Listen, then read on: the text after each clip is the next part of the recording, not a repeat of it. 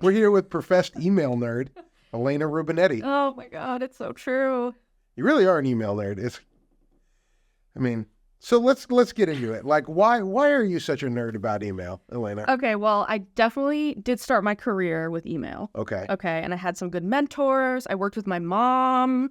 So there's a few of like those personal reasons, but the reason I really love email is because of how actually personal it is. A lot of people think of it as like going to spam. I get a million emails, blah, blah, blah, all this stuff. But you're actually so close to people in their inbox. They're in that every day. Yours is up all day long. I see it on your computer.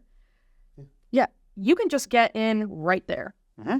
You are never so close to somebody digitally than you are through email. Well, and that bears out with the metrics too, right? Like we're not just saying that because we feel that way, but like the metrics show that email has the best ROI of any marketing channel. Yeah, it's a huge ROI. Yeah.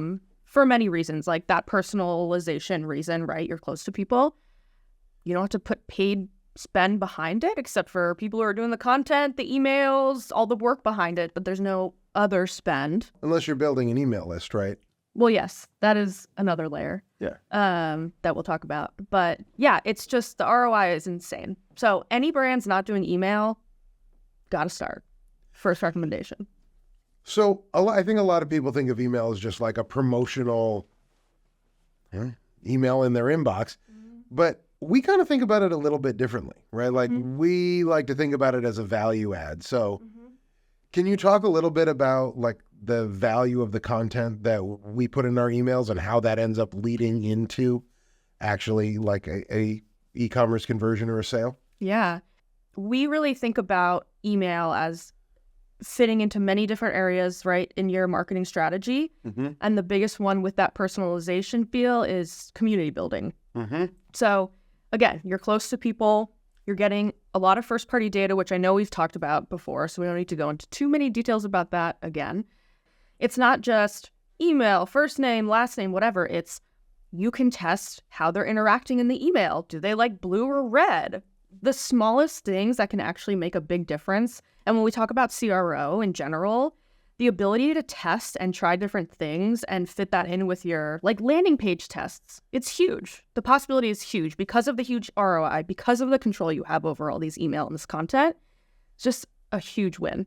Well, and you can use it at all different parts of the funnel too, right? So, you know, if you're just trying to build awareness, email's a really good way to go because you provide storytelling content in that email. And you're collecting email addresses through that way. Right, you can run a campaign on Facebook or whatever that is driving email signups as that first step of building a list.